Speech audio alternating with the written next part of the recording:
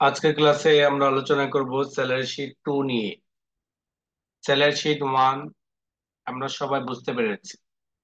Salary sheet 1 এর মাধ্যমে আমরা যে সকল প্রতিষ্ঠানগুলোতে কোনো ধরনের মাসিক দৈনিক কোনো কর্তন নেই, ওই সকল প্রতিষ্ঠানগুলোর জন্য আমরা স্যালারি শিট এভাবে তৈরি করব যেভাবে স্যালারি শিট 1 তৈরি করেছে। আর যে সকল প্রতিষ্ঠানগুলোতে প্রতি মাসে বেতনের পাশাপাশি প্রভিডেন্ট ফান্ডের জন্য একটা নির্দিষ্ট অঙ্ক স্টাফ থেকে কর্তন করে রেখে দেয়, চাকরির শেষে এককালীন ওই টাকার প্রফিট সহ তাকে প্রদান করার জন্য, ওই সকল প্রতিষ্ঠানগুলোর স্যালারি শিট আপনি স্যালারি শিট 2 এর মাধ্যমে তৈরি করবেন। খেয়াল করবেন, স্যালারি শিট 1 ঠিক আমার এই টোটাল পর্যন্ত। খেয়াল করেন, স্যালারি শিট 1 ঠিক টোটাল অ্যামাউন্ট এই পর্যন্ত যে ফরম্যাটটা আছে এটা কিন্তু স্যালারি শিট 1 এর মতোই, তাই না? জি। হ্যাঁ, স্যালারি শিট 1 এর মতো। তাহলে স্যালারি শিট 1 এর মতো কি স্যালারি শিট 2 টোটাল অ্যামাউন্টের আগ পর্যন্ত। তার মানে হলো স্যালারি শিট 2 অতিরিক্ত পয়েন্ট কয়টা? দুইটা। দুইটা। একটা হলো পে ফান্ড, আরটা হলো কি নেট পে। আচ্ছা। অর্থাৎ আপনার স্টাফ 15,600 টাকা তার বেসিক স্যালারি, তার সাথে পেয়েছে 25% যাতায়াত, নাকি? জি। বাসা ভাড়া। না, বাসা ভাড়া, বাসা ভাড়া। Home rent. এরপরে 12% পেয়েছে কি বাসা ভাড়া, যাতায়াত। কি পেয়েছে? চার নাই। যাতায়াত। যাতায়াত। এরপর 8% পেয়েছে কত, কি পেয়েছে? মেডিকেল তার মেডিকেল চিকিৎসা শারীরিক ভাতা। সুস্থতার জন্য, অর্থাৎ চিকিৎসা। তাহলে টোটালে গিয়ে তার পাওনা কত? 21,060 টাকা। 21,060 টাকা। 21,060 টাকা। মানে হলো একজন স্টাফ একটা কোম্পানি থেকে এই টাকাটা পায়। একজন স্টাফ তার কোম্পানি থেকে কি পায়? এই টাকাটা পায়। এই টাকাটা পায়। এখন দেখেন, কোম্পানি যে তার থেকে কর্তন করবে এটা কিন্তু তার এই যে ভাতাগুলো দিয়েছে সে ভাতা থেকে না। কেননা ভাতা তো হলো তার একটা চলমান খরচ। কি? চলমান খরচ। একটা চলমান খরচ। আর সেই চলমান খরচ থেকে কখনোই কর্তন করা হবে না।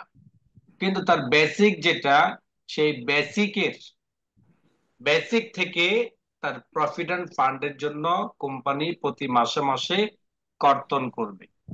কিসের জন্য? প্রভিডেন্ট ফান্ডের জন্য। Provident fund. প্রভিডেন্ট ফান্ডের জন্য। প্রভিডেন্ট ফান্ড মানে কি বলেন? এই টাকাটা তার জন্য জমা হবে, সে যখন চলে আসবে তখন এককালীন তাকে ডিপোজিট। দেওয়া হবে। এটা তার নামে ডিপোজিট হবে। কি হবে? ডিপোজিট হবে। ডিপোজিট হবে। কোম্পানি তার নামে ডিপোজিট করবে, কোম্পানির ব্যবসায়িক কাজে খাটাবে। কোম্পানির ব্যবসায়িক কাজে কি খাটাবে? খাটাবে। অর্থাৎ এই কোম্পানি যে ব্যবসা কাজের মধ্যে খাটাবে, কোম্পানির এইটার সাথে কোম্পানির পক্ষ থেকে একটা পার্সেন্টেজ দিয়ে, যেমন যদি 50,000 টাকা আপনার জমে 10 বছরে, হয়তো কোম্পানি আপনাকে 70,000 1 লক্ষ টাকা দিবে। কোম্পানি 70,000 বাকি 1 লক্ষ টাকা 1 লক্ষ আপনার টাকার সাথে কোম্পানির আরো কিছু টাকা কোম্পানির পক্ষ যোগ থেকে করবে। দিয়ে আপনাকে কি করবে? তাহলে কি হবে যে 10 বছর পরে আপনি 10 বছর চাকরি করলেন, 10 বছর পরে আপনি যদি মোটা অঙ্কের এরকম 2-3 লাখ 5 লাখ 10 লাখ টাকা পান, তাহলে ওই টাকাটা আপনি কি করতে পারবেন? কাজে এটা লাগাইতে। কাজে। তো ঠিক আপনি ওই প্রতিষ্ঠানে জব করছেন যে প্রতিষ্ঠান প্রতি মাসে কর্তন করছে। উদাহরণস্বরূপ কি, ওই প্রতিষ্ঠানে কাজ করছেন সেই যে প্রতিষ্ঠান প্রতি মাসে কি করে? কর্তন করে। আপনি কর্তন করে। তাহলে কর্তনটা কি অনুযায়ী হবে? বেসিক থেকে হবে। আপনাকে যদি বলা হয় বেসিকের 6%, আপনাকে যদি বলা হয় বেসিকের সিক্স 6%। পার্সেন্ট তাহলে আপনি কিভাবে ফলাফলটা বের করবেন? বেসিকের 6% তার কত টাকা হয় এটা আপনি কিভাবে দেখবেন বলেন? ইকুয়াল টু ইকুয়াল টু হ্যাঁ, B2 B2 মাইনাস ইন্টু নাকি মাইনাস 9 হবে। বলেন। Six into 60%। 6%। 6%। ঠিক আছে। আচ্ছা, ইন্টার। আচ্ছা, এখানে B2 ইন্টু 6% কেন হবে? পার্সেন্টেজ বের করার জন্য। পার্সেন্টেজ বের করার জন্য, মানে হলো তার কত টাকা হয়, তার এই প্রফিট এন্ড টাকা কর্তন করার জন্য 6%-এ কত টাকা হয় এটা বের জি করার জন্য আমাকে B2 ঘরের মধ্যে, অর্থাৎ বেসিক ঘরের মধ্যে যা আছে ক্যালকুলেটর দিয়ে ভাগ দিয়ে এটাকে ইনটু করতে হবে কি 6%-এ গুণন করতে হবে। অর্থাৎ B2 ঘরের মধ্যে যা আছে তা 100 ভাগ করা হবে, সেই 100 ভাগ থেকে 6 ভাগে কত টাকা হয় এইটা ফলাফল আনার জন্য হিসাবটাকে বের করতে হবে। আপনি কিন্তু এটাকে এমন করেন নাই যে B2 ভাগ 100% ইন্টু 6 করেছেন? জি জি না। না। করেন নাই। কিন্তু আপনি কম্পিউটারকে যখন বলেছেন B2 গড় ইন্টু 6%, তখন কম্পিউটার ওই আপনি যে 100% ভাগ করতেন সেটা কিন্তু কম্পিউটার নিজে নিজে করে ফেলে। কম্পিউটার নিজে নিজে নিজে নিজে করে। করে ফেলে। যেমন আপনি আপনার আপনার খাদেমকে বললেন যে প্লেটটা ধুয়ে নিয়ে আস, তাহলে প্লেটটা যখন ধুয়ে নিয়ে আসতে পারতেন, প্লেটটা কি শুধু পানি দিয়ে খলে নিয়ে আসবে না সাবান দিয়ে করবে, এটা কিন্তু আপনার খাদেম প্লেট দেখে বুঝবে। কিছু প্লেট আছে আমার ফ্রেশ, শুধুমাত্র পানি দিয়ে খলা আনতে বলছে, যেহেতু এটা কি ছিল, ধোয়া এক জায়গা ছিল, আবার খাওয়ার সময় হয়েছে এর জন্য একটু ধুয়ে আনার জন্য বলা হয়েছে। আবার দেখেন ওই প্লেটটা যদি একটু ময়লা থাকে তখন সাবান দিয়ে ধুয়ে নিয়ে আসে, তাহলে আপনি কি তাকে বলবেন সাবান দিয়ে ধুয়ে নিয়ে আস? বলেন। জি না। কেন বলবেন না? কারণ সে বুঝবে। আপনি ধুয়ে নিয়ে আসতে বলছেন তো সে বুঝবে আসলে এটা কি সাবান দিয়ে ধোয়া দরকার নাকি শুধু পানিতে খলালেই হবে। এতটুকু বিবেকটাও কার আছে? খাদেমে। বলেন, এতটুকু কম্পিউটারের বিবেকটাও এই সফটওয়্যারের আছে। মানে হলো আপনি এই 15,600 টাকাকে 100 ভাগ করলে এরপর প্রতি ভাগ কত হয় তার সাথে গুণ 6 যদি হয় তাহলে ফলাফল কি হবে, এটা বের করার জন্য আপনাকে এত হিস্টোরি লেখা লাগবে না। আপনাকে বলতে হবে B2 ইন্টু 6%, তাহলে ফলাফলটা চলে আসবে। আমি এখানে আপনাকে আবার দেখেন, সমান সমান B2 ভাগ 100, B2 ভাগ 100 এক ইন্টু 6, দেখেন কত টাকা আসছে, 936 936। আর এখানে 936 তাহলে আমি কি করেছি দেখেন, এখানে সূত্রটা কি করেছি দেখেন, B2 ভাগ করছি 100-তে, এরপরে যা হয় তার সাথে গুণন করেছি 6, তাহলে 936। এত বড় সূত্র না লিখে আমি কি করলাম B2 ইন্টু 6%। 6%। এখন কথা বুঝতে পেরেছেন? তাহলে জি স্যার, কম্পিউটার এটা বুঝে ফেলে, কম্পিউটার এটা কি করে ফেলে, বুঝে বুঝে ফেলে। ফেলে। তাহলে দেখেন এখন একজন স্টাফ 15,600 টাকা যদি পান, তার 6%-এ 936 টাকা হয়। কত টাকা হয়? 936 কত পার্সেন্টে? 6%। 6%-এ 936 টাকা। তো 6%-এ যদি 936 টাকা হয় তাহলে 10 বছরে গিয়ে তার কত টাকা টিকবে? মিনিমাম তো কত, 1 লাখ টাকা নাকি? মিনিমাম বেশি এক হবে। লাখ টাকা অথচ 10 বছরে কিন্তু তার আস্তে আস্তে বাড়তে থাকবে আরো। কারণ বেতন বাড়বে, বেসিক বাড়বে, বেসিক বাড়বে তো এখানে প্রফিট এন্ড ফান্ডের অঙ্কটা বাড়বে, প্রফিট এন্ড ফান্ডের অঙ্কটাকে বাড়বে মানে হলো কি তার অ্যামাউন্টটাও বাড়বে। ওকে, জি তাহলে এখন দেখেন আপনি যে ফলাফলগুলো বের করলেন, আপনি হাউস রেন্ট বের করলেন, যাতায়াত বের করলেন, মেডিকেল বের করলেন, চারটা মিলে কত টাকা হয় সেটাও বের করলেন, এবং প্রফিট এন্ড ফান্ডের টাকাটা কত টাকা হয় এটা আপনি বের করলেন। তাহলে আমার এই সবগুলো মিলে আমাকে এখানে কি করতে হবে, যোগ করতে হবে। সবগুলো মিলে আমাকে এখানে কি করতে হবে, যোগ করতে হবে। আমাকে সবগুলো মিলে এখানে কি করতে হবে, যোগ করতে কথা বলেন, সবাই কথা বলেন। জি না। একটা সবগুলো তো যোগ মাইনাস হবে না যাবে তো, স্যার। করতে একটা হবে, মাইনাস যাবে। 6% যেটা, এটা তো মাইনাস হবে। একটা মাইনাস যাবে। মাইনাস হবে। জি, জি। এখানে যদি হয় তাহলে এখানে যোগ হবে কিভাবে? যোগ হবে না। এখানে মাইনাস হবে। মাইনাস এখানে হবে। মাইনাসের সূত্রটা আমাকে জানতে হবে, এখানে মাইনাসের সূত্রটা কি করতে হবে আমাকে জানতে জানতে হবে। হবে। না, না জানলে তো আমার জন্য সমস্যা। অর্থাৎ আপনি এখানে টোটালটা টেনেছেন এই চারটা, কেননা একজন স্টাফ এই চারটা ভাতা পাবে, এই চার ধাপে একজন স্টাফ টাকা পাবে, এটা হলো তার আর্ন, তার ইনকাম সোর্স, কি বলেন? জি। আর এটা হলো তার ব্যয়ের সোর্স। এটা কি তার ব্যয় না একটা? ব্যয়। মাসিক জি চলে যাওয়াটা তো একটা ব্যয়। সেটা আপনি ব্যাংকে ডিপোজিট করেন আর যাই করেন, এটা তো একটা ব্যয়। তা আপনাকে এখানে ফলাফলটা যেভাবে বের করতে হবে, সহজ হিসাব, আপনি এই ঘরটা ম্যানেজ করে ফেলবেন। এই ঘর থেকে এই ঘরটা মাইনাস করবেন, এই ঘর থেকে কেন মাইনাস করবেন? এটা হলো টোটাল। এটা টোটাল। টোটাল আপনি এই ঘরে মাইনাস করবেন। আমাকে বলেন, এই দুইটা ঘর যদি আমি মাইনাস করতে চাই, তাহলে আমাকে জি। কি করতে হবে? Equal equal to equal to F2 F minus minus minus G2 6%। G2 G2। হ্যাঁ গুড। জি2। অর্থাৎ আমি টোটাল থেকে আমার এই ঘরটাকে মাইনাস করলে আমার ফলাফলটা চলে আসবে, যেটা হলো আমার নেট পে। আওয়াজ বন্ধ করেন, আওয়াজ বন্ধ। তো দেখেন, আমার এটা হলো টোটাল পাওনা, তার মধ্যে থেকে 6% আমি কি বের করেছি, প্রভিডেন্ট ফান্ডে কত টাকা হয়। যেমন 936 টাকা হয়, তাহলে আমাকে টোটাল যে টাকাটা আমি পাবো, সেই টাকা থেকে আমি কোম্পানির টাকাটা দিয়ে দিব।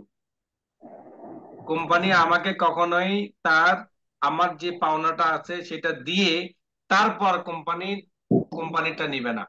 কোম্পানি সবসময় যেটা পাবে এটা আগে কাটবে, কাটার পরে গিয়ে আপনি কত টাকা পাবেন, যেটাকে বলা হয় নেট পে।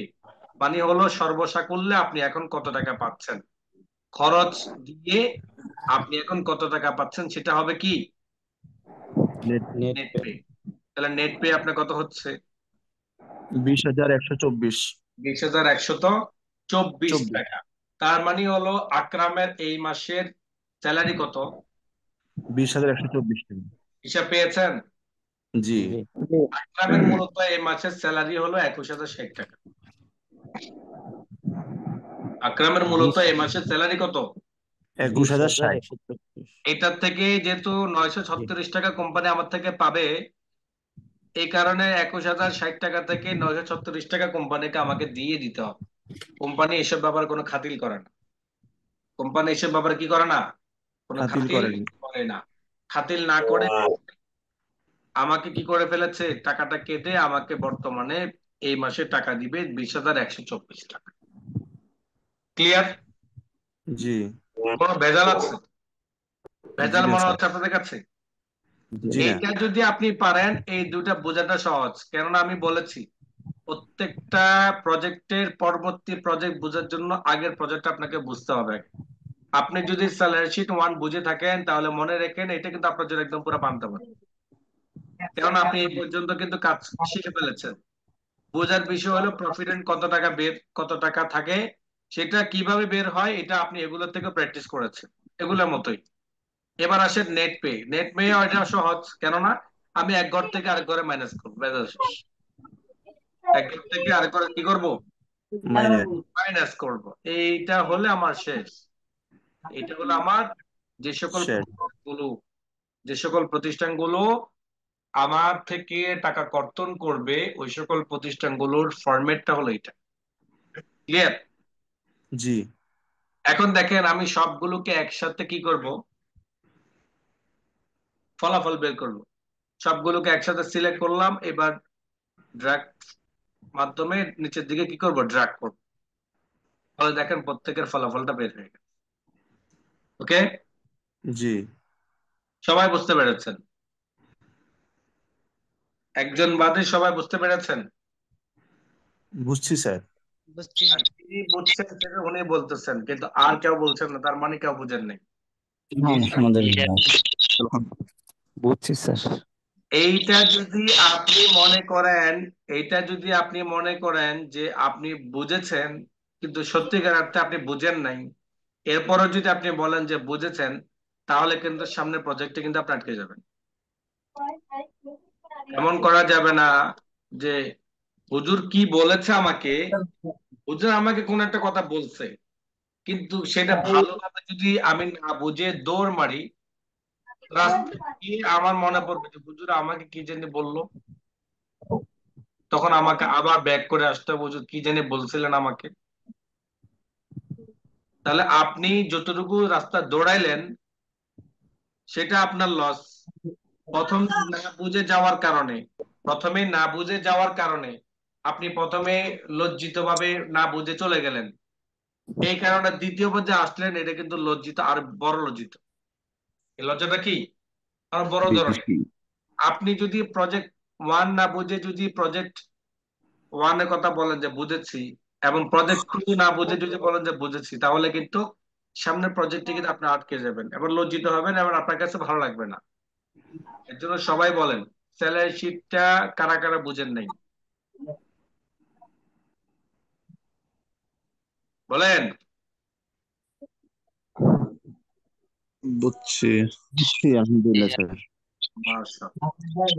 আপনাদের সবাইকে তো তাহলে তো বুয়েটে ভর্তি করে দেওয়া দরকার। স্যার বুঝেছি। এত বুয়েটের সহজে বিষয়টা বুঝে ফেলেন, তাহলে তো আপনাদেরকে ভর্তি করানো দরকার। আচ্ছা, এবার আসেন স্যালারি শিট 3। স্যালারি শিট খেয়াল করবেন, সাউন্ড নাই, সাউন্ড করা যাবে না, হ্যাঁ জি স্যার। খেয়াল করেন। Salary sheet 1, salary sheet 2 same না? জি। এতটুকু পরিমাণ স্যালারি শিট 1 সাইলেন্ট।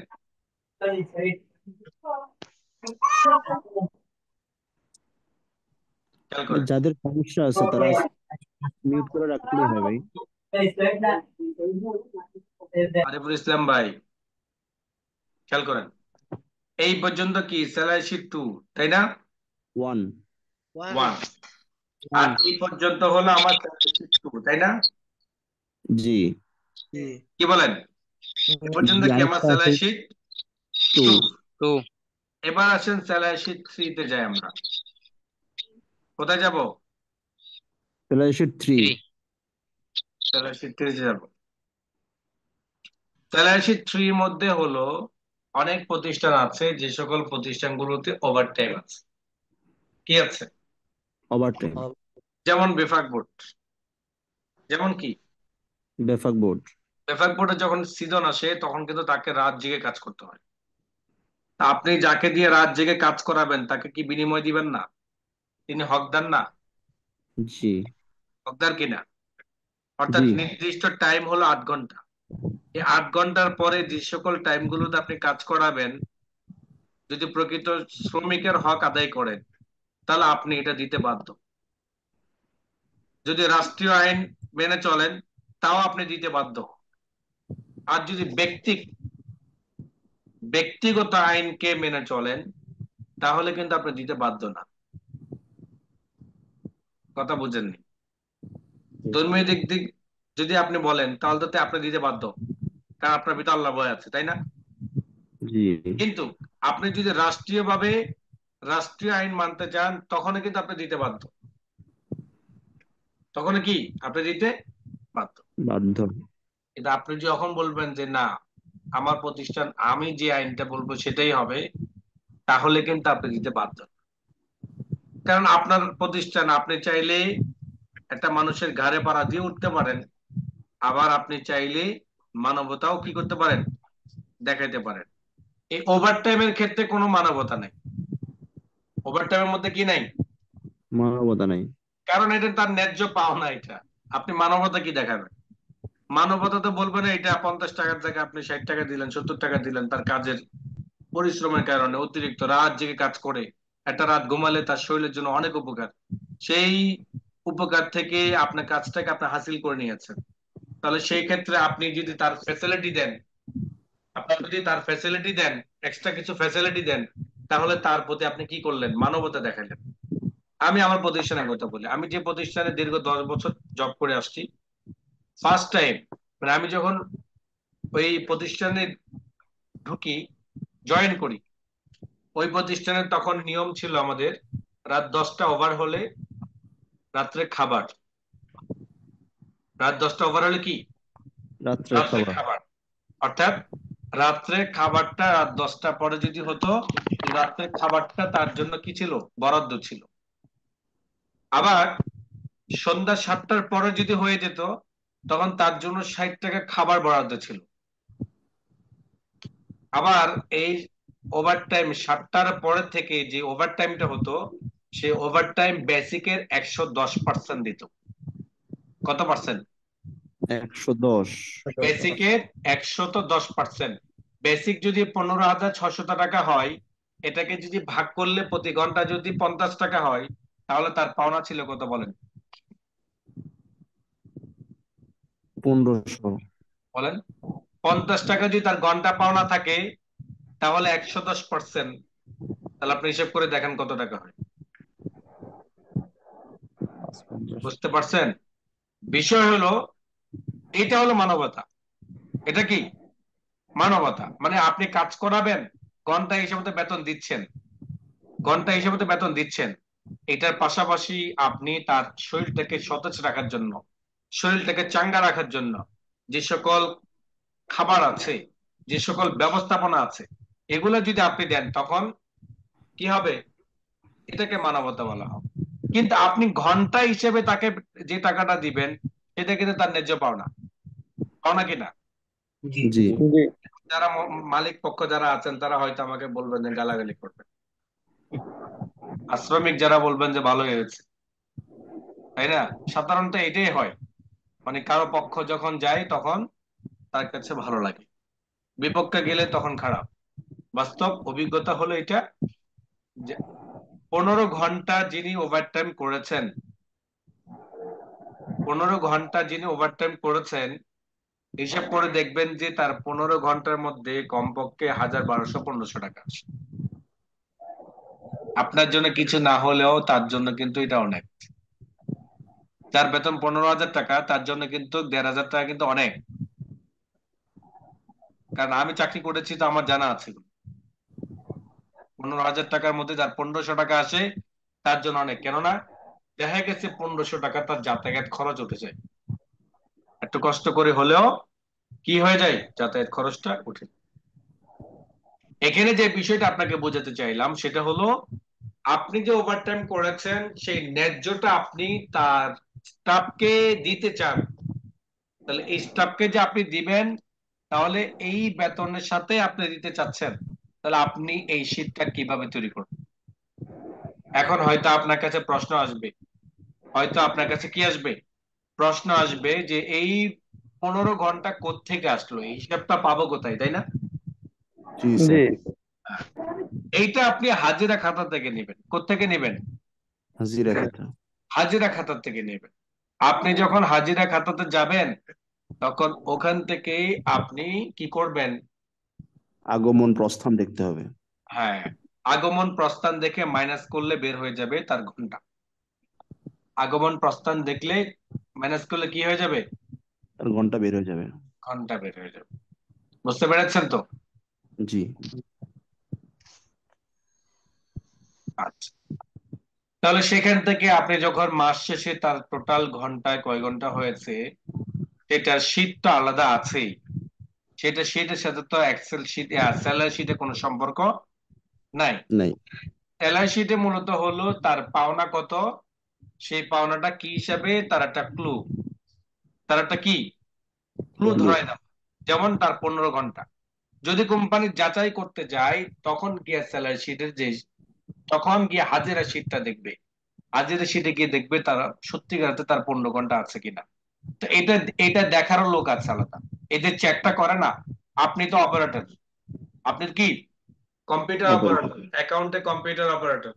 আপনি যখন স্যালারি শিটটা তৈরি করে দিয়ে দিবেন, মালিক পক্ষ কিন্তু এটা দিয়ে দিবে না। মালিক পক্ষ কিন্তু একজন অডিটরের মাধ্যমে এটাকে অডিট করাবে। কি করাবে?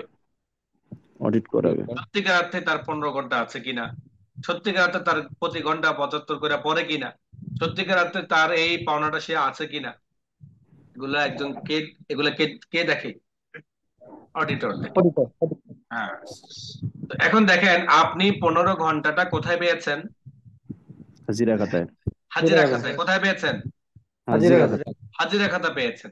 হাজিরা খাতা থেকে আপনাকে এটাকে ইনপুট করতে হবে। হাজিরা খাতা থেকে দেখে দেখে কার কয় ঘন্টা হয়েছে এটা ইনপুট করতে হবে। দেখেন এখানে মোহাম্মদের কিন্তু কোনো ঘন্টা নাই, আছে? জি না। আবার মুমিনুলের কোনো ঘন্টা নাই, আছে? তার মানে কি ওনারা কি করেন নাই? ওভারটাইম করেন নাই। ওভারটাইম করেন নাই, কেউ করেছেন 25 ঘন্টা, কেউ করেছেন 15 ঘন্টা, তাই না? এখন জি দেখেন, এখন আমাকে বের করতে হবে মূলত ওভারটাইমটা কয় ঘন্টা, সেটা শীটে এন্ট্রি করতে হবে। Then per hour pay, PHP, PHP, pay per hour pay pay. প্রতি ঘন্টায় উনি কত টাকা প্রাপ্য, প্রতি ঘন্টার তার স্যালারি কত টাকা হয়, প্রতি ঘন্টার স্যালারি কত টাকা হয়, এটা আমাকে এখানে বের করতে হবে। তাহলে এটা বের করার জন্য আমাকে যে কাজটা করতে হবে, বেসিকটাকে ভাগ দিতে হবে দিনে, বেসিকটাকে ভাগ ভাগ দিতে হবে কিসে, দিনে দিনে। এরপর ওই দিনটাকে ভাগ দিতে হবে ঘন্টায়, ওই দিনটাকে ভাগ দিতে হবে কি, ঘন্টায়। ঘন্টা অর্থাৎ একজন স্টাফের কিন্তু তার ডিউটির একটা টাইম আছে, কি আছে? ডিউটির একটা টাইম যেমন 8 ঘন্টা, 6 ঘন্টা, 7 ঘন্টা ফিক্সড আছে। কোম্পানির একটা বেসিক একটা টাইম আছে। এই বেসিক এখানে যেমন স্যালারি কিন্তু 21,060 টাকা, তাই না? কিন্তু জি এখানে একটা বেসিক একটা আছে, স্যালারি একটা বেসিক, কোনটা? 15,600 15,600 টাকা। তো এটা কিন্তু আপনি তো একসাথে পাচ্ছেন, যে কাউকে বলতেছেন আমার 21,060 টাকা বেতন, তাই না? জি কিন্তু 21,060 টাকা কিন্তু কোম্পানি আপনাকে দিচ্ছে না, কোম্পানি আপনাকে আরো আনুষঙ্গিক ভাতা মিলিয়ে আপনাকে 21,060 টাকা দিচ্ছে, তাই না? কিন্তু জি আপনি যদি বেসিকটা খোঁজেন তখন দেখবেন যে আপনার বেতন কত, 15,600 15,600। ঠিক আমাদের মাসের এবং ঘন্টারও একটা বেসিক টাইম আছে, মাসের এবং ঘন্টারও কি আছে, একটা বেসিক টাইম আছে। টাইম যেমন আপনি কিন্তু মাসিক বেতনে যখন কাজ করেন তখন কিন্তু শুক্রবারটাও কিন্তু বেতনের অন্তর্ভুক্ত, শুক্রবারটাও কি বেতনের বেতনের অন্তর্ভুক্ত অন্তর্ভুক্ত। কিন্তু দেখেন কোম্পানির, আবার যদি কোম্পানির হিসাব ধরেন অফিসিয়াল টাইম, তখন দেখবেন আপনাকে শুক্রবারটাকে বাদ দিয়ে বেসিক ডে কয়টা, বেসিক ডে ডে মানে কয়টা মূল মূল ডে কয়টা, এই মূল ডেটা বের করা হয়। কোন প্রতিষ্ঠান আছে 26 দিনে ধরে, কোন প্রতিষ্ঠান আছে 24 দিনে ধরে, আবার কোন প্রতিষ্ঠান আছে 27-28 দিনে ধরে।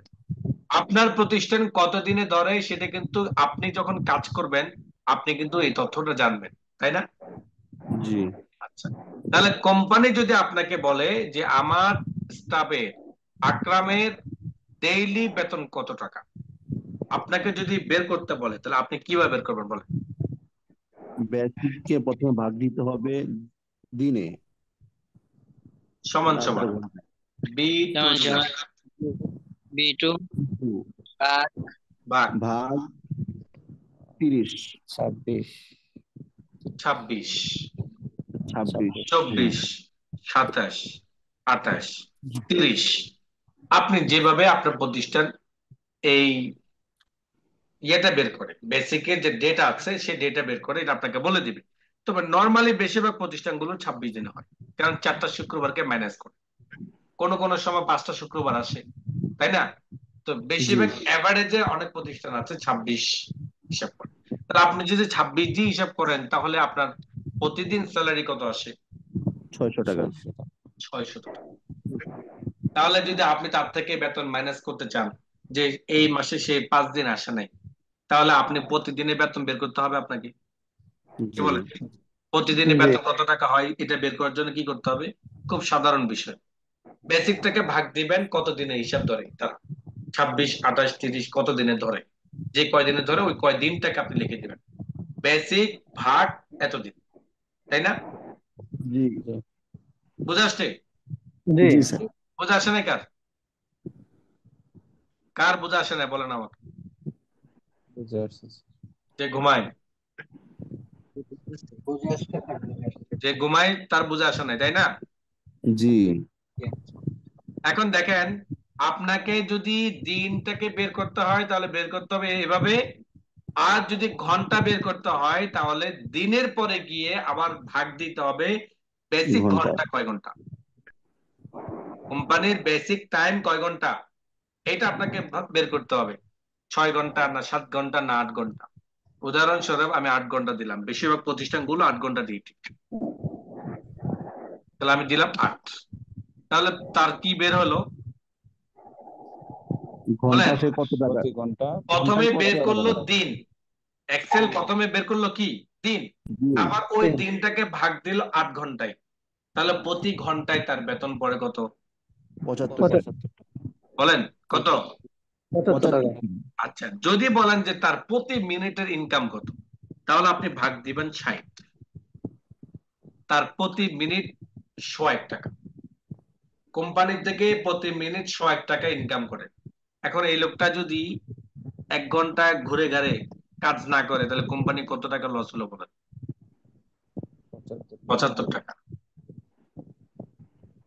কি এই যে বড় বড় প্রতিষ্ঠানগুলো এই হিসাবটাই করে। বড় বড় প্রতিষ্ঠানগুলো কি এই পয়সার হিসাব করে, পয়সা। আপনি তো হিসাব করেন টাকার, আর বড় প্রতিষ্ঠান কিসের হিসাব করে? যে আমার পয়সা। একজন স্টাফের পিছনে আমার কেমন খরচ যায়। একটা স্টাফ যদি 1 ঘন্টা আগে অফিস থেকে বের হয়ে যায়, তার পিছনে আমার কতগুলো লস হয়। এরকম একদিন আগে যদি আমি আমার অফিসটাকে বন্ধ করে দিই, সে একদিন আমার 1000 স্টাফে কত টাকা লস হয়। বড় প্রতিষ্ঠান এই হিসাবটাই করে। আচ্ছা, তাহলে আমরা আর ওদিকে না গেলাম, কি বলেন? জি। প্রতি ঘন্টা কত বললো? 75। 75 টাকা। আচ্ছা, একটু হোল্ডে দেখেন।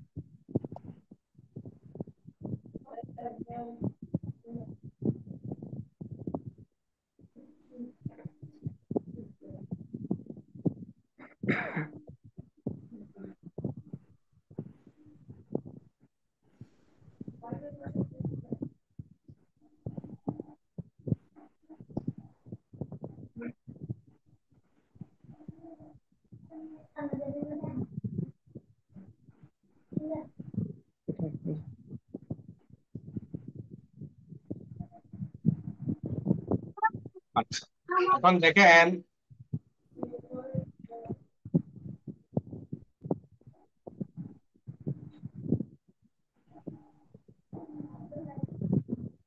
আচ্ছা, এখন দেখেন তাহলে প্রতি ঘন্টা কত টাকা বললো? 75 টাকা। 75 টাকা। তাহলে 75 টাকা যদি হয়, 15 ঘন্টায় কত টাকা হয়, এটা আমাকে বের করতে হবে। 15 ঘন্টায় কত টাকা হয়, এটা আমাকে কি করতে হবে? বের বের করতে করতে হবে। হবে। এখন যদি কোম্পানি আপনাকে বলে যে ওভারটাইম তার টোটাল বিল আসে কত টাকা, সেটাও আমাকে দেখাও। কোম্পানি যদি আপনাকে বলে এটার মতো, যে কোম্পানি দেখতে চায় মেডিকেল খরচ তার টোটাল কত টাকা আসছে, বাসা ভাড়া কত টাকা আসছে, এটা কত টাকা আসছে, ওইটা কত টাকা আসছে, কত টাকা আসছে, এটা কত আসছে, ওইটা কত আসছে, যদি এই কথাটা বলে, তখন আপনাকে কি করতে হবে বলেন? একটা ঘর করে নিতে। বলেন, কথা বলেন। আর একটা ঘর বানাই নিতে আর হবে। একটা ঘর বানাইতে হবে। এতটুকু যদি আপনি বলতে না পারেন, এক্সেলে কিভাবে কাজ করবেন? আপনাকে আর একটা ঘর বানাইতে হবে। তাহলে আপনি নেট পে এর মধ্যে কার্সরটাকে রাখবেন, দেন রাইট বাটন ক্লিক করে ইনসার্টে যাবেন। ইনসার্টে যাবেন, যখন একটা টপ আপ বক্স আসবে, এখানের মধ্যে লেখা আছে ইন্টার কলাম। আপনি যখন ইন্টার কলাম ক্লিক করে ওকে বাটন প্রেস করবেন, বাম পাশে একটা কলাম চলে আসবে। কি আসবে? কলম চলে আসবে।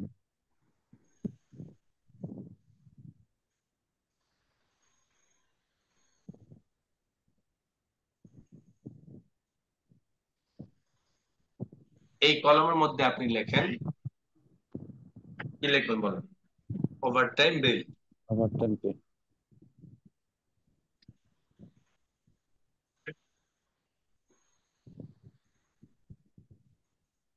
ঠিক আছে?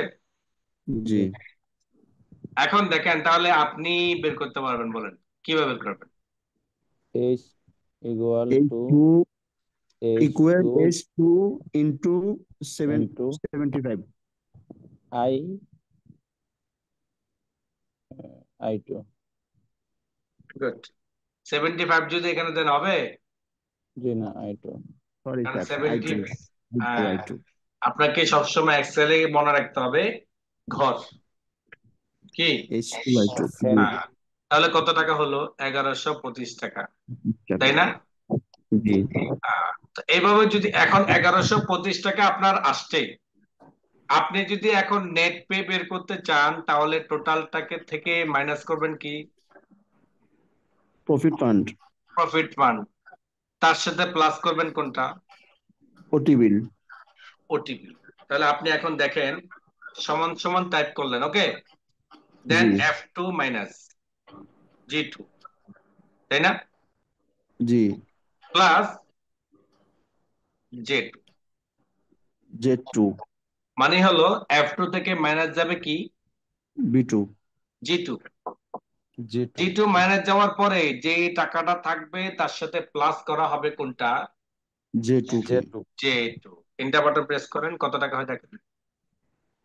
21,093। 21,093। এখানে টোটাল অ্যামাউন্ট পাওনা ছিল 21,060। তার সাথে যোগ হয়েছে আপনার যোগ হয়েছে 1125। হ্যাঁ, জি। 1125। 25। দুইটা মিলে যোগ হয়ে মাইনাস যাবে প্রফিট এন্ড ফান্ড, ফলে কি আমার 21,093 টাকা হয়। এইটা যদি এইভাবে আপনি আলাদা করেন তাহলে হিসাবটা করবেন এভাবে, ওকে। জি আর যদি বলে যে কোম্পানি যে বলে যে না, আমার এত হিস্টোরি দরকার নেই, আমার এত হিস্টোরি দরকার নেই, শুধুমাত্র ওভারটাইম কার কয় ঘন্টা হয়েছে এবং তার প্রতি ঘন্টা কত টাকা আছে হিসাবটা বের করে দাও, আমি জাস্ট এতটুকু দেখলে এনাফ। তাহলে আপনি নেট পেটা যেভাবে বের করবেন সেটা হলো F2 minus F2 minus minus G2। Minus এটার সাথে প্লাস করবেন গুণন দিয়ে। কি করবেন? গুণন দিয়ে। সমান সমান F2 মাইনাস G2, ওকে। জি G2 F2 থেকে মাইনাস G2 গিয়ে যা থাকে তার সাথে গুণন করা হবে, অর্থাৎ প্লাস প্লাস অমুক ঘর টু অমুক ঘর গুণন, এর জন্য আপনাকে ব্র্যাকেট দিয়ে দিতে হবে, অর্থাৎ H2 into I2, first bracket close. তখন আপনাকে সূত্রটা এভাবে লিখতে হবে। এটা করতে হবে। দেখেন 21,093 আসলো। জি জি আসলো কিনা বলেন, কথা বলেন। জি স্যার আসছে আসছে স্যার। আসলো। তাহলে এখন দেখেন আপনি চিন্তা করে, আপনি যদি চান আলাদা ঘর করে করতে, তাও আপনি করতে পারবেন। আপনি যদি বলেন যে না এভাবে করতে চাই না, জাস্ট ওভার টাইম কয় ঘন্টা হয়েছে, দেন পার আওয়ার কত টাকা করে পড়ে, এটা বের করে দেখাবো। আর নেট পে এর মধ্যে আমি টোটাল থেকে মাইনাস করব প্রফিট এন্ড ফান্ড, মাইনাস করার পর যে টাকাটা থাকবে ওই টাকার সাথে আমার যুক্ত হবে হলো আমরা দুইটা মিলে গুণন করব। তখন আপনাকে সূত্রটা লিখতে হবে এইভাবে, ওকে।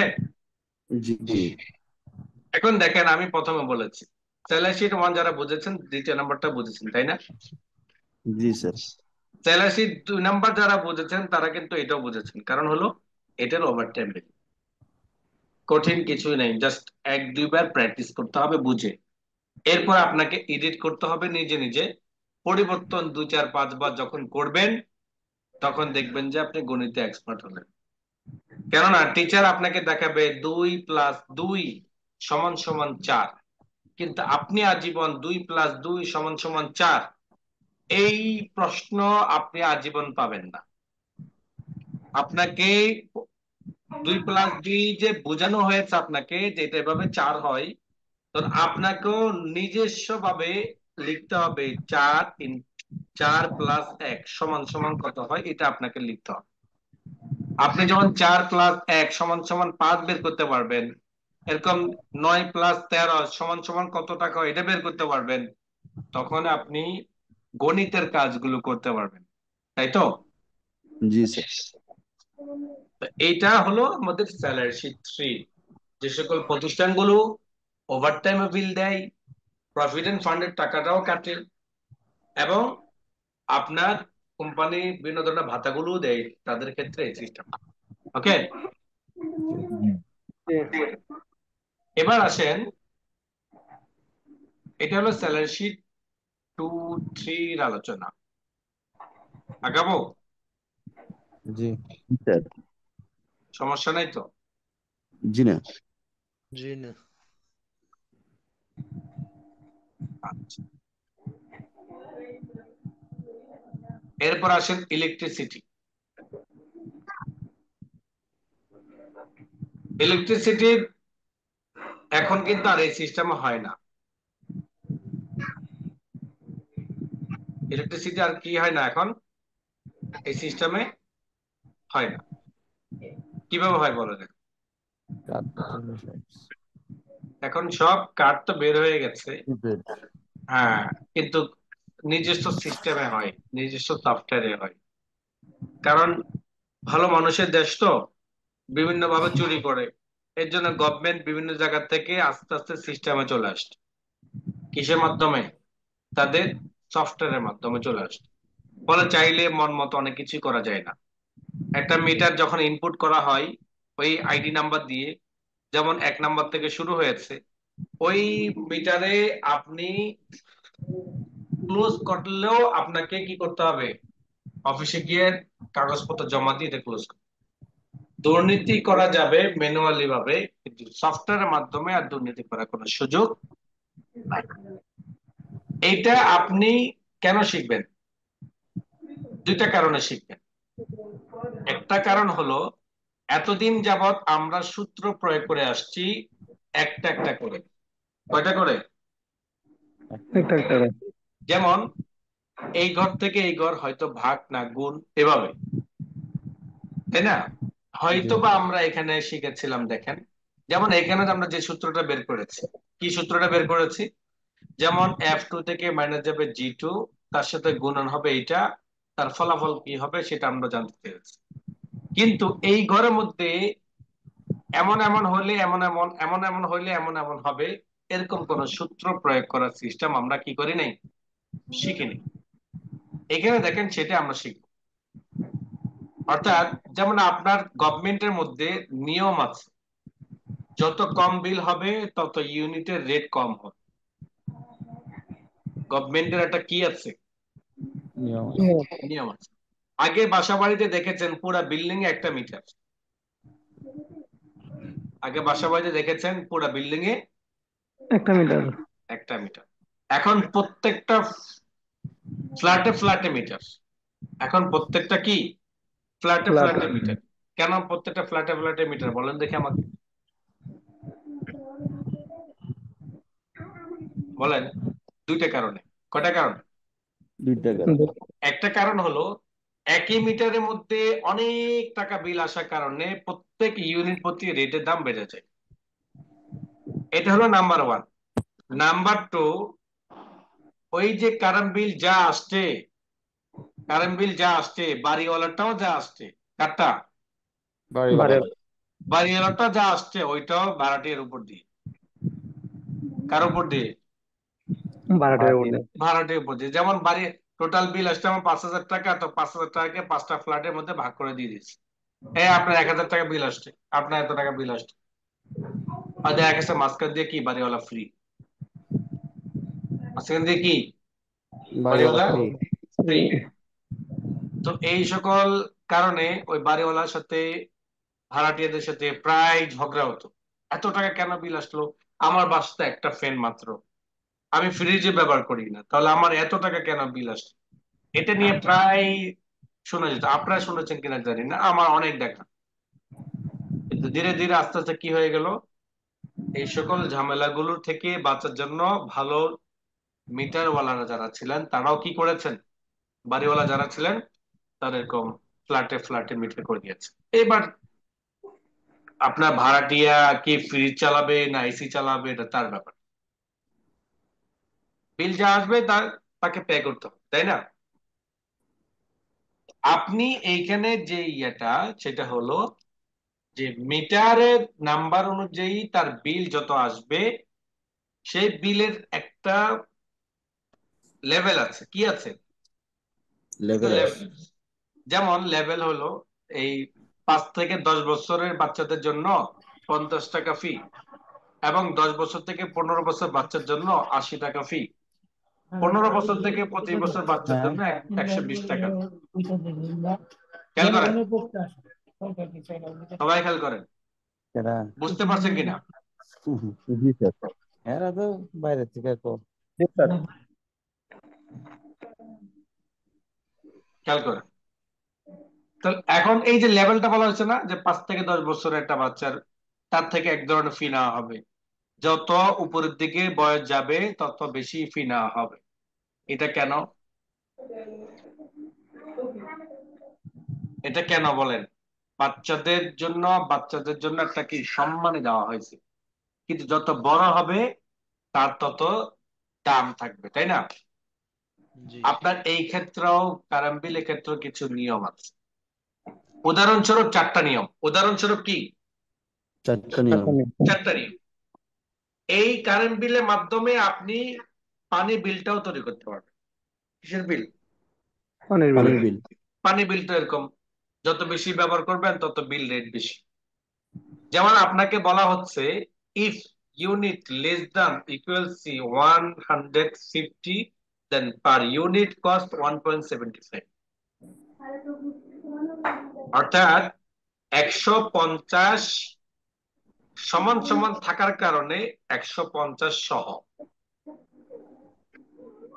150 সহ মানে হলো, আপনি দেখবেন আপনার বিভিন্ন ধরনের ইয়েগুলোতে লেখা আছে এই মগ সহ এটার দাম 100 টাকা।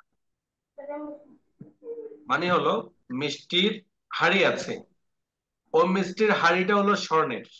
কি? স্বর্ণের। স্বর্ণের। স্বর্ণের হাড়ির মধ্যে মিষ্টিটা রেখে বলা হচ্ছে এই হাড়ি সহ দাম এত টাকা। আর আরেকটার মধ্যে বলা হচ্ছে যে মিষ্টি 250 টাকা, স্বর্ণের পাতিলে কিন্তু। কিন্তু মিষ্টি যিনি 250 টাকা বলা হয়েছে, কিন্তু তিনি মিষ্টি নিয়ে গেছেন, পাতিল কিন্তু আর দেন নাই। কেন দেন নাই? তিনি কিন্তু এই কথা বলেন নাই পাতিল সহ। এখানে যদি সমান সমান আসে তাহলে আপনাকে বুঝতে হবে এটা কি, যে ইউনিটে লেখা আছে ওইটা সহ, ওইটা কি সহ। সহ। যতগুলো আপনি সমান সমান পাবেন ততগুলোর মধ্যে আপনাকে বুঝতে হবে এটা সহ। আর যেগুলোতে দেখবেন নিচের দিকে একটা তীর আছে বাম দিকে, সেটা আপনাকে বুঝতে হবে যে নিচের দিকে ইঙ্গিত করা হয়েছে। কোন দিকে? নিচের দিকে। তাহলে 150 সহ 150-এর উপরে বলা হচ্ছে, নাকি 150 সহ 150-এর নিচের দিকে বলা হচ্ছে? বলেন, কারে বুঝাইলাম? 150 সহ সমান সমান লেস দ্যান বোঝানো হয়েছে, যেহেতু সেটাকে উপরের দিকে বোঝানো হচ্ছে না নিচের দিকে? নিচের দিকে। স্ক্রিনে কিছু দেখা যাচ্ছে না। হ্যাঁ, দেখা যায় না স্যার, ইলেকট্রিসিটি আসে নাই। আপনারা দেখেন না? স্যার কিছু দেখি না তো। স্ক্রিন আটকে সবাই ওই স্যালারি সিটি উঠে আছে। জি কি স্যার, আছে? স্ক্রিন আসছে না। জি স্যার, দেখা যায় না। স্যালারি সিটি উঠে আছে। আগের শীটটাই দেখা যাচ্ছে, নতুন কিছু আসেনি স্যার।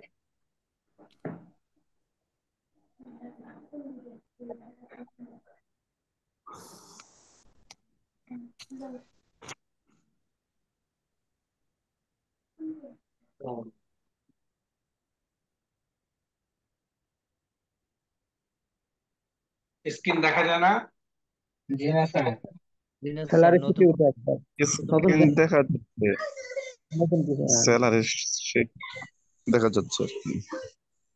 এখন দেখা যাচ্ছে? জি স্যার, এখন আসছে। এখন আসছে। এখন আসছে স্যার। এতক্ষণ আসে নাই? জি না। জি না। তো বলেন নাই কেন? তাহলে তো আমি এতক্ষণ কাকে বকলাম ইচ্ছা মতে? ভাবতেছিলাম যে মুখস্থ ক্লাস তো মনে হয়। আচ্ছা, মোটামুটি খেয়াল করেন। এখন দেখেন যে জিনিসটা বোঝাতে যাচ্ছি সেটা হলো, আমার এটা হলো কারেন্ট বিল, বিদ্যুৎ বিল। আর এই বিদ্যুৎ বিলটার মধ্যে আমার 4টা নিয়ম আছে। একটা নিয়ম হলো বলা হচ্ছে যে এখানে আমার লেস দ্যান সমান সমান 150, লেস দ্যান সমান সমান 150 দিয়ে বোঝানো হচ্ছে এখানে যদি সমান সমান থাকে তখন আপনাকে বুঝতে হবে যে ডিজিটটা লেখা আছে সেটা সহ। বুঝতে পারলেন? জি। জি আর লেস দ্যান দিয়ে বোঝানো হচ্ছে নিচের দিকে। তাহলে আপনি এখানে লেস দ্যান সমান সমান 150 দিয়ে আপনি কি বুঝবেন বলেন? 150 বা 150-এর নিচে যেটা আছে। যদি হয় 150 সহ 150-এর নিচে।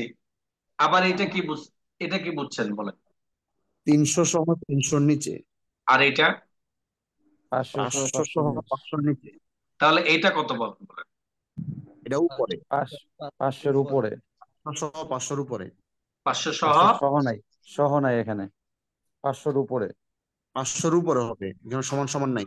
আবার খেয়াল করেন, উপরটার মধ্যে লেখা আছে লেস দ্যান ইকুয়াল টু 150, তাহলে কি বোঝানো হচ্ছে?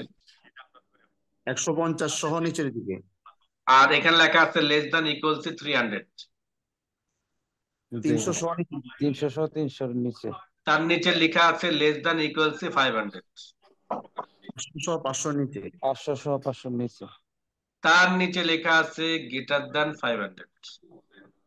500 ঠানা উপরের দিকে। এখানে আর সহ নাই। 500-র উপরে সহ নাই। জি না, ইকুয়াল নাই। কেন এখানে নাই? যেহেতু এখানে আমি 500 সহ এখানে ব্যবহার হয়েছে এই জন্য। আর 500 উপরে মানে হলো 500 আপ, 501 থেকে। তাহলে এখন দেখেন এইখানে বলা হচ্ছে যদি অমুক ঘরের মধ্যে 150 সহ তার নিচে কোন ডিজিট থাকে তাহলে তার সাথে গুণন করা হোক 1 টাকা 75 পয়সা করে।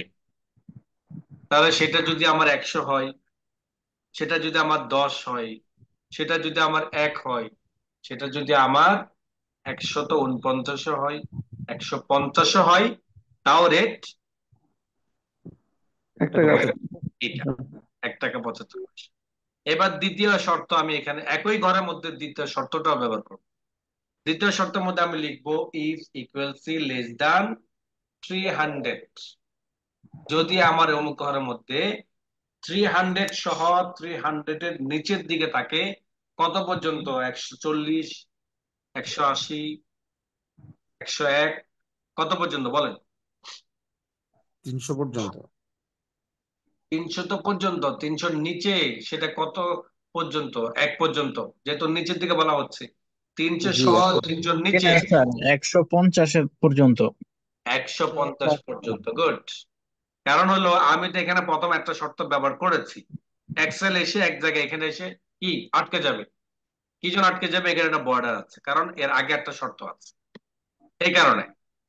তাহলে তৃতীয় ক্ষেত্রেও যদি আমি বলি যে আমার এই সূত্রটা ব্যবহার করি 500 সহ 500-র নিচে, তখন কত গিয়ে ঠেকবে? 300 পর্যন্ত। 300 পর্যন্ত। অর্থাৎ 301 থেকে শুরু হয়ে 500 সহ পর্যন্ত হবে, তাই তো? জি স্যার। আচ্ছা, তাহলে এইবার দেখেন আমি সূত্রটা ব্যবহার করি। সূত্রটা ব্যবহার করার জন্য আমাকে বিশাল অঙ্ক লিখতে হবে। কি করতে হবে বলেন? কথাও বলতে মন চায় না আপনার। কেমন জিদটা রেখেছেন আপনারা নিজের মনে, যে কেন যে এখনো ক্লাসটা করতেছে, ছাড়তেছে না কেন? না জি স্যার, না স্যার, আমরা চেষ্টা করতেছি স্যার।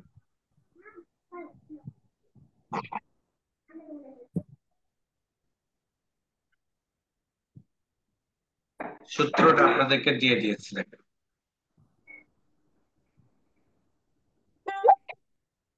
আচ্ছা, খেয়াল করেন।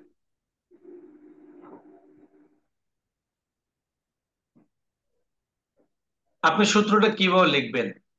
এখানে একাধিক সূত্র যদি আপনি লিখতে চান তাহলে আপনাকে বলতে হবে আই এফ।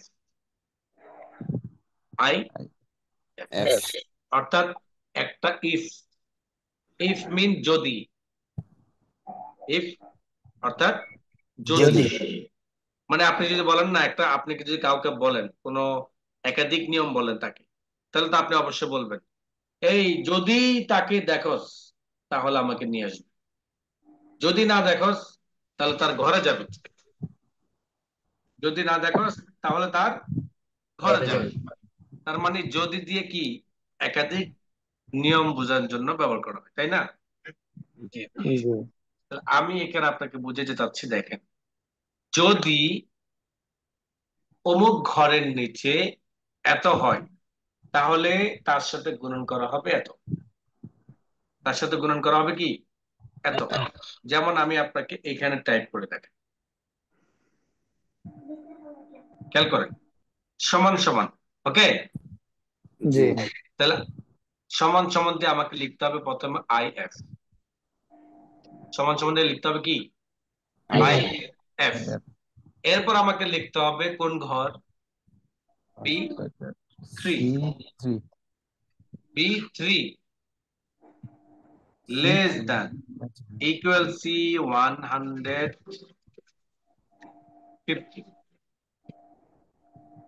150 কমা, এরপর আবার লিখতে হবে বি থ্রি ইন্টু 1.75 কমা। দেখেন প্রথমে বলা হচ্ছে যদি বি থ্রি ঘরের মধ্যে 150 সহ 150-এর নিচে হয়, একটা শ্বাস ফেললাম মানে হলো কমা, জি, একটা শ্বাস ফেললাম মানে কি কমা কমা। এরপর আমি বললাম তাহলে বি থ্রি ঘরের মধ্যে যা পাইবা তার সাথে গুণন করে ফেলবা 1.75 টাকা দিবে। স্যার যে সূত্রটি আবার একটু বলেন তো, বুঝিনি। খেয়াল করেন আমি এখানে একটা শর্ত ব্যবহার করেছি। কয়টা শর্ত? একটা সেই শর্তটা পুরাটাই দেখেন। ইফ ফার্স্ট ব্র্যাকেট, একটা ব্র্যাকেট দিয়েছে, ব্র্যাকেটের পর আমি লিখেছি এখানে বি থ্রি। বি থ্রি দিয়ে কি বুঝলেন আপনি? বি থ্রি মিন কি? Meter number. Meter number. Meter number. তাহলে আমার এখানে ভুল হয়েছে, এখানে আমার মিটার নাম্বার হবে না, কি হবে? ইউনিট। ইউনিট কি হবে? ইউনিট। খেয়াল করেন ইউনিট। সি থ্রি, এখানে বলা হচ্ছে C three less than equal C 150 comma. যদি সি থ্রি ঘরের মধ্যে 150-এর নিচে থাকে 150 সহ, তাহলে তাহলে সি থ্রি ঘরের মধ্যে যা থাকবে তার সাথে গুণ করব 1 টাকা 75 পয়সা করে। দ্বিতীয় শর্তটা আপনারা আমাকে বলেন। But if IF first bracket first bracket বলেন লেস দ্যান less than সমান সমান 250 300 তাহলে কমা এই সূত্রটা দেখেন, এটা দেখলে তো হবে, এটা দেখে যে বলেন। C3 C3 তাহলে আমার এইখানে যে আমি লেস দ্যান দিলাম, খেয়াল করেন এখানে যে আমি লেস দ্যান দিলাম, এই লেস দ্যান দিয়ে কম্পিউটারকে বুঝতে পারবে আমি কেন লেস দ্যান দিলাম, কিসের লেস দ্যান। C3 দিতে হবে। হ্যাঁ এটা খেয়াল করতে হবে কিন্তু। C3 হ্যাঁ তারপরে বলেন, এবার বলেন। C3 into 2 পয়েন্ট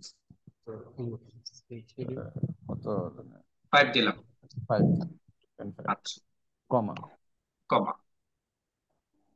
তৃতীয় শর্তটা বলেন। IF ফার্স্ট যারা ব্র্যাকেট বলবেন তারা পারবেন, যারা বলবেন না তারা একদম পুরো বোবা হয়ে যাবে। First bracket C3 C3 less than equal সমান 500 কমা C3 into into 3.5 কমা এবার হলো কোন শর্ত বলেন? এরপর হচ্ছে if C3 first bracket C3 greater than 500 comma C3 C3 into into 5 comma এখানে আর কমা নাই, যেহেতু আমাদের কি কমা হবে না। শর্ত Yes, শেষ। তাহলে আমি যে হবে। ফার্স্ট ব্র্যাকেট দিলাম, কয়টা দিলাম ফার্স্ট ব্র্যাকেট? একটা একটা 2 3 চারটা ফার্স্ট ব্র্যাকেট যেহেতু আমি প্রথমটা দিয়েছি, শেষেরটাও যদি আমি না দিই তাহলে কিন্তু ফলাফল বের হবে না। তাহলে শেষের কয়টা দিবেন? একটা 1 2 3 4 4 তিনটা। দেখেন চলে আসছে 262 টাকা। আমি এখানে 155 ইউনিট করি, তখন দেখেন 387 টাকা হয়ে গেল। আচ্ছা 150-এ কত আসলো? 262 262। আমি এখানে করে দিলাম 151, তাহলে কত আসলো? 377 আপনি এখন হিসাব করে দেখেন এক ইউনিটের জন্য আমার রেটটা কত বেড়ে গেছে। 262 মাইনাস 377, তাহলে পরবর্তী এক ইউনিটের রেট পড়ছে কত দেখেন। 115 115 টাকা। ওই যে বলেন না যে কি ঘুষ খায়, বলেন না আপনারা জি ঘুষ খায়, তা এসে দেখে যে লাইনম্যান এসে দেখে যে এবারটার 151 ইউনিট হয়ে গেছে, তাহলে তো এখানে তো সে 115 টাকা মাইনাস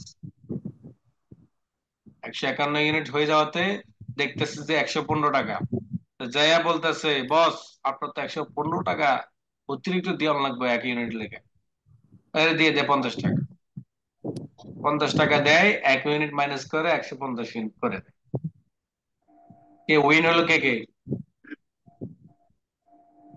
বলেন, জি জিতলো কে? বলতে পারবে? জিতলোটা গ্রাহক। কি? বাড়িওয়ালা জিতলো না লাইনম্যান জিতলো? লাইনম্যান। বাড়িওয়ালা দিচ্ছে, আর এখানে হারলো কে? সরকার, company.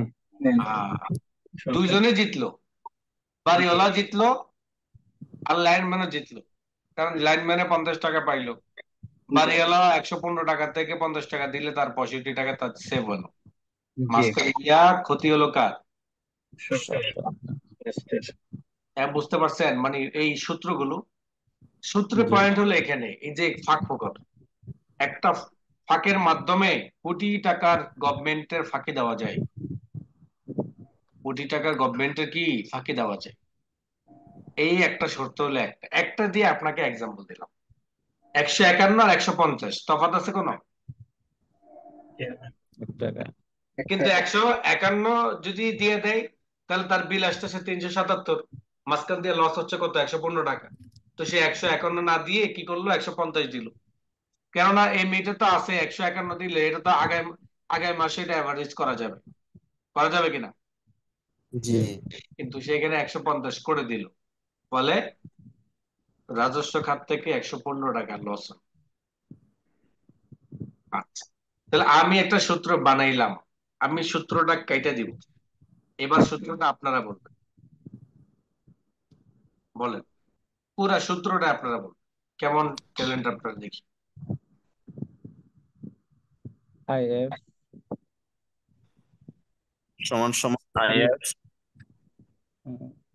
C3 first bracket C3 greater than get less than সমান সমান less লেগেছি সমান 150 কমা C3 C3 into 1.75 comma R IF একজনে শিখবে, বাকিরা তোতা পাখি। C3 first bracket bracket C3 less than সমান 300 comma C3 into 2.5 comma IF first bracket C3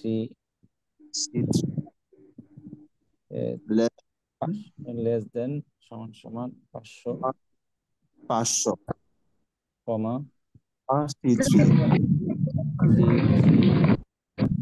into silent হন। আপনি যদি বলতে না পারেন আওয়াজ করে রাখছেন কেন? সাইলেন্ট হন। into 3.5 কমা IF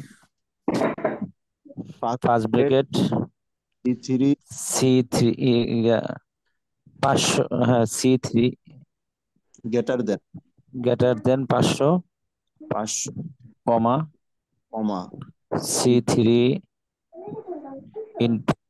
into 5 জি এখন 4টা break last bracket first bracket close বুঝতে পারছেন? জি স্যার সূত্রটা আসলে কঠিন কিছু না। কেউ যদি প্রথম সূত্রটা ধরে নিতে পারে, সিস্টেমটা ধরে নিতে পারে, তাহলে এটা তার জন্য সহজ। শুধু বুঝতে হবে যে আমার কোন ঘরের সাথে আমি কি করতে চাই, এটা বুঝতে হবে। ওকে, ওস্তাদ যেমন একটা কথা ছিল, বলেন। বলছি এটা তো আপনার এই একাধারে ইউনিট কম বেশি হলে সেটা সেই অনুযায়ী আসবে, কিন্তু আমরা যেভাবে বিল দিই সেটা হলো, যেমন মনে করেন 150 পর্যন্ত এক বিল, 50-এর উপর থেকে আরেক বিল, এরপরে আরেক বিল, এরকম এরকম তো বিল আসে। হ্যাঁ, এটা তো ওইভাবে বিল। এখন যে জি আপনি সূত্রটা এখানে ব্যবহার করলেন না, এই জি জি সূত্রের অধীনে কার কত টাকা বিল এটা বের হয়ে যাবে। আপনি আন সূত্রটাকে ধরে নিচের দিকে টান দিবেন, তাহলে আপনার কি করবে, যার 1540 ইউনিট তাহলে তার থেকে নিবে 5 টাকা করে, যার 140 ইউনিট তার থেকে নেওয়া হবে 1 টাকা 75 পয়সা করে। জি উস্তাদ জি, আপনার উস্তাদ জি আমি ওইটা বলছি না, আমি বলছি আপনার 150 দেখা যায় একজনের ধরেন 600 বিল এসেছে, 600 ইউনিট, কিন্তু আমাদের যে বিলটা দেয়া হয় সেই বিলটা হচ্ছে 150 পর্যন্ত ইউনিট একরকম নেয়, হ্যাঁ, ওইটার পর থেকে আবার যেটা যেটা আসে ওইটার 1 ইউনিট ধরে মানে 3-4 ধাপ একসাথে গুণ করে তারপরে যোগ করে।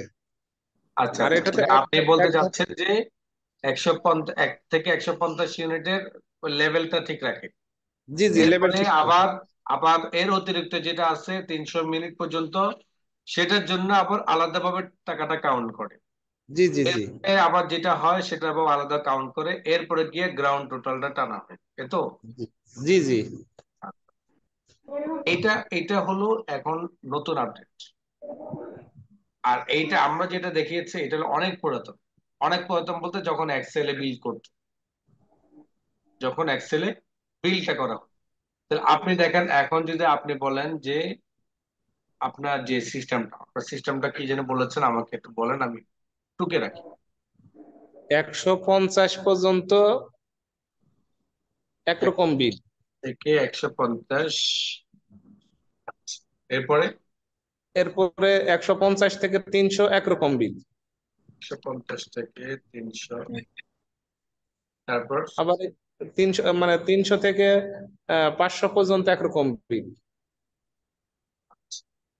এই তিনটা। 500 থেকে উপরে, 500 থেকে উপরে একরকম বিল। আপনি যেভাবে দেখেছেন ওই 4টা সূত্রের কথাই বলছি।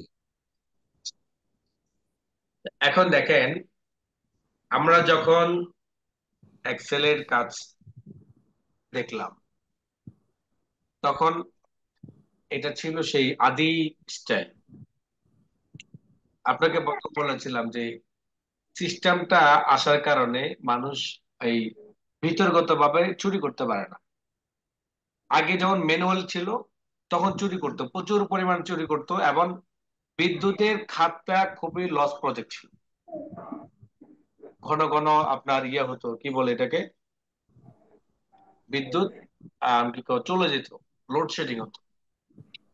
এই যে এইটা ঘাটতি ছিল, প্রচুর পরিমাণে চুরি দাবি করতো, ম্যানুয়ালি অ্যাড করতো। সরকারের খাতে দেখা গেছে 5 কোটি টাকা জমা হওয়ার কথা ছিল, সেখানে হয়েছে হয়তো 1.5 কোটি 2 কোটি টাকা বা 2.5 কোটি টাকা, বাকি অর্ধেক পাই। কিভাবে নাই, ওই যে ম্যানুয়ালি সফটওয়্যারটাকে ইয়ে করতো, অ্যাড করতো। এখন যখন সিস্টেম আসার কারণে metre by metre, metre by metre যখন ইয়ে হয়, সর্বশেষ সময় এসে হলো মিটারটা ক্লোজ করার সময় হলো টাকা পেমেন্ট দিয়ে তাকে ক্লোজ করে। তাহলে কিভাবে এখন চুরি করে, চুরি করার সিস্টেম হলো এখন এইটা, লাইনম্যান যেটা করে থাকে।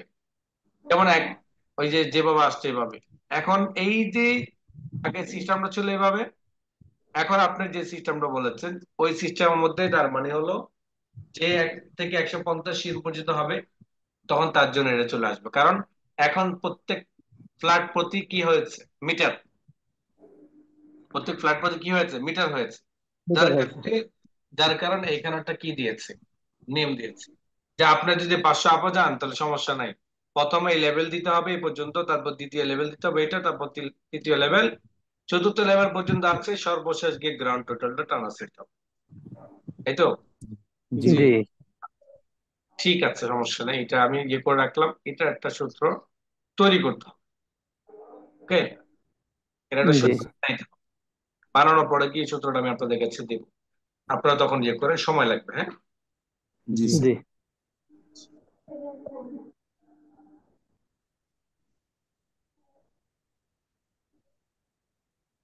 ওস্তাদ ওই ওখানে তাহলে 151 হবে। New update. 151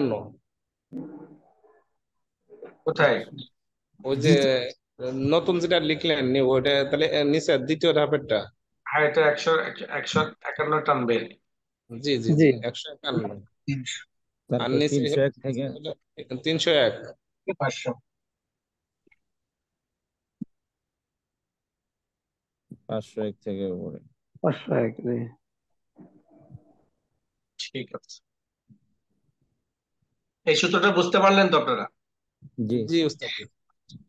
আগামী ক্লাস এই সূত্রটা বোঝার শেখানোর কারণ হলো, এটা এখন যেহেতু ব্যবহার হয় না, কিন্তু এরপরও সূত্রটা শেখানোর কারণ হলো মূলত স্যালারি শিটটা বোঝার জন্য, রেজাল্ট শিটটা বোঝার জন্য। যেহেতু রেজাল্ট শিটের মধ্যে আমাদের কিছু শর্ত আসে, রেজাল্ট শিটের মধ্যে কি আসে, আমাদের কিছু শর্ত শর্ত আসে। অর্থাৎ এখানে সে মমতাজ পাওয়ার জন্য তার কি শর্ত থাকে, তারপরে জায়গির জিতে পাওয়ার জন্য কি শর্ত থাকে, তারপর মকবুল হওয়ার জন্য কি শর্ত থাকে।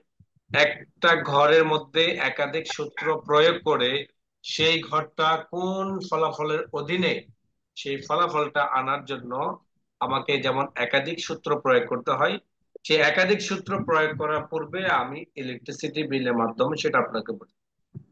আগামী ক্লাসে আমরা ইনশাল্লাহ সেই ফলাফলটাই শিখব। ঠিক আছে, জি জি জি ওস্তাদ।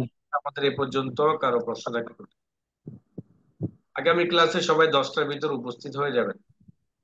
10টার ভিতর উপস্থিত হয়ে যাবেন। শুরুতে আমাদের প্রোগ্রামগুলো আলোচনা হবে, শেষের দিকে আমরা প্রজেক্টগুলো আলোচনা করব। আগামী ক্লাস কি ওস্তাদ? এই আগামীকালকে তো সোমবার নেবেন? আগামীকাল সিদ্ধান্ত হয়েছে না? জি আমার বলা হয়েছিল। একটু আগ থেকে শুরু করলে মনে হয় ভালো হইতো, এখন তো তারাবি আগে শেষ তো হয়ে যাবে। আপনাদের শেষ হয়ে আগে, আমারটা তো শেষ হয়ে প্রায় 10টা বেজে যায়। আমারও সময়টা কালকে পরে ক্লাসটা তো কালকেই হবে নাকি? আগামীকাল ইনশাআল্লাহ। জি ঠিক আছে, রাত অনেক হয়ে গেল, সবাই ভালো থাকেন, সুস্থ থাকেন। আগামী ক্লাসে যথেষ্ট সময় উপস্থিত হয়ে যাবেন। ইনশাআল্লাহ শুরুতে প্রোগ্রাম শুরু হবে এবং আমরা শেষের দিকে প্রজেক্টগুলো আলোচনা করব। সবাই ভালো থাকেন, আসসালামু আলাইকুম। সেটা